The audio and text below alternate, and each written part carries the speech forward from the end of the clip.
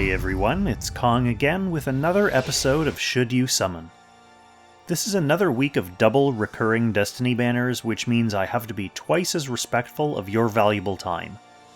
I'll present even higher level overviews using these criteria to help you decide whether these two banners are worth your hard-earned vouchers and crystals.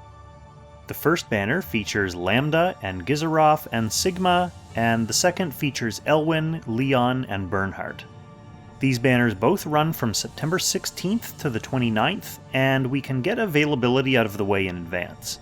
Neither of these banners shows up on the predicted banner schedule right now, which means they won't be coming back till February at the earliest. That's probably right around the time I'd expect the Elwin, Leon, and Bernhardt banner to come back, since it's older and seems to recur more reliably. Lambda is a magical AoE specialist.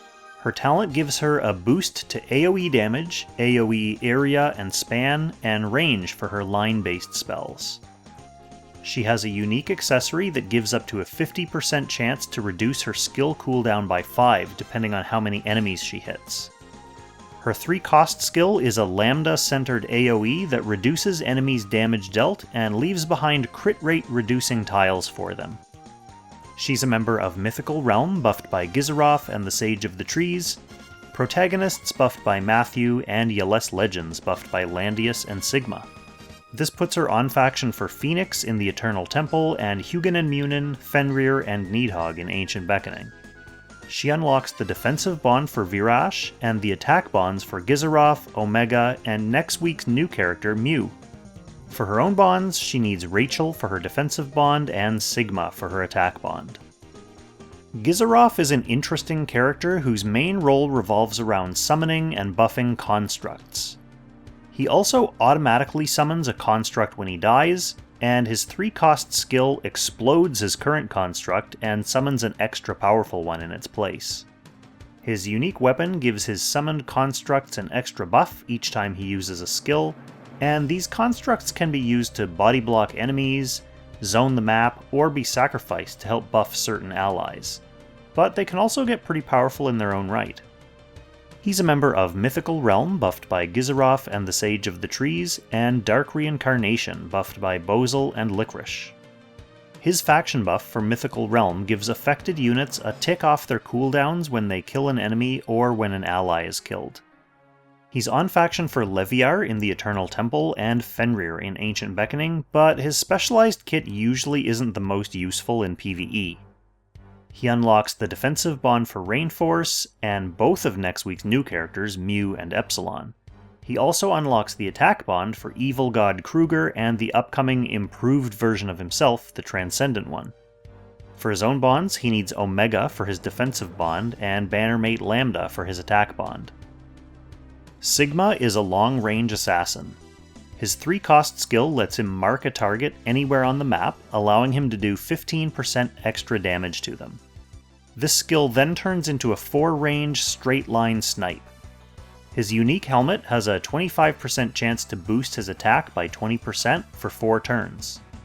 He's one of the relatively few characters who has an SP class available right now, which essentially gives him a choice between 2 talents and a greater number of skills. He's a member of Meteor Strike, buffed by Zerida and Epsilon, Protagonists buffed by Matthew, and Yeless Legends buffed by Landius and Sigma. So his own faction buff for Yeless Legends gives affected allies a 15% damage boost when they're under 80% hit points. He's on faction for Phoenix and Scylla in the Eternal Temple, and Jormungandr, Needhog, and Hugin and Munin in Ancient Beckoning. As an archer, he's one of the top alternative picks for Hugin and Munin if you don't have Archer Matthew. He unlocks the defensive bonds for Alfred and Omega, and the attack bonds for Claret, Lambda, and Rainforce. For his own bonds, he needs Varna for his defensive bond and Ultimuller for his attack bond. Alright, moving on to the Elwin, Leon, and Bernhardt banner, I'm not actually going to talk about these guys in a lot of detail. My last video on this banner came out just a couple months ago, and not much has really changed since then. I'll link it up here, down in the description, and in the title cards after this video if you want to go and watch it as a refresher. Basically though, Elwin is still a great faction buffing DPS with a nice SP class that shored up his mobility weaknesses. He also has a new 3-cost skill coming to global servers in 5 or 6 months, and this skill combines elements of his other major skills, including a passive Legion of Glory faction buff that automatically trips at the start of battle. Leon is still an excellent PvE DPS with his ability to hit hard and run away, and Bernhardt is of course still a strong PvP meta unit thanks to his excellent Empire's Honor faction buff and his general versatility. So here's the quick and dirty. We have Lambda, who's a magical AoE specialist. She unlocks the defensive bond for Virash and the attack bonds for Gizarof, Omega, and Mew. We have Gizarof, who is a unique utility character who can summon and sacrifice his robo-buddies. He unlocks the defensive bonds for Rainforce, Mew, and Epsilon, and the attack bonds for Evil God Kruger and the Transcendent one. He carries a faction buff for Mythical Realm. Sigma is a long-range assassination specialist. He unlocks the defensive bonds for Alfred and Omega, and the attack bonds for Claret, Lambda, and Rainforce. He has a faction buff for Yales Legends. Elwin is a self-sustaining DPS with a powerful SP class. He has a faction buff for Legion of Glory and a new upcoming 3C faction buff also for Legion of Glory. He unlocks the defensive bond for Hein and the attack bonds for Lana, Ledin, Leon, and Liana.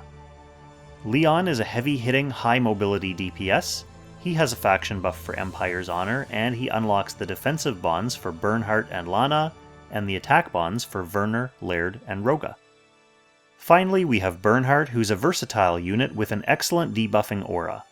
He carries a faction buff for Empire's Honor and a 3C faction buff for Empire's Honor, and he unlocks the attack bonds for Imelda and Vargas. So it's interesting that Lambda is the only unit on both of these banners that doesn't have a faction buff. And between these 6 characters, we actually have 7 faction buff skills. Anyway, here's the notes for Noobs section. You know the drill by now. These are some quick verdicts for newer players looking to jump into the deep end. Lambda is pretty good in her own right, but there are other characters who do the things that she does a bit better for each task. The main reason you'd want to summon her is for bonds, especially if you ever want to use Omega for anything. Gizarof is primarily a PvP character, and on top of that he's usually used in specific kinds of teams and playstyles. He does have a faction buff, and more importantly, he does unlock Kruger's offensive bond. Sigma is still a strong PvP assassin, and he's useful in one Ancient Beckoning fight. I wouldn't say he's a must-summon though, more of a roster filler when you get a bit further into the game. Elwin is a great all-round PvE and PvP unit. He unlocks a lot of bonds, has great skills, including a buff for a strong common early PvE faction. And he's useful throughout the story and Secret Realm modes, so summon for him. Leon is another strong PvE DPS who will help you through basic PvE content, and he's still useful in one Ancient Beckoning fight, so summon for him too. Bernhardt is now a full-fledged Bananas unit with a great faction buff for a dominant faction and a powerful talent. He's useful in 2 Ancient Beckoning fights and in PvP, so summon for him for sure. Finally, just my usual quick reminder about upcoming banners. Next week is the beginning of the next Echo of Light cycle, which means we'll see the launch of 2 new original characters, Mew and Epsilon.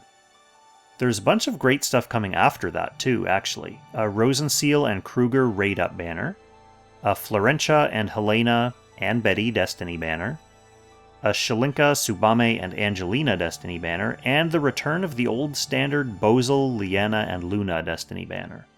It's a good time to fill those gaps in your roster. Alright, that's it for this episode.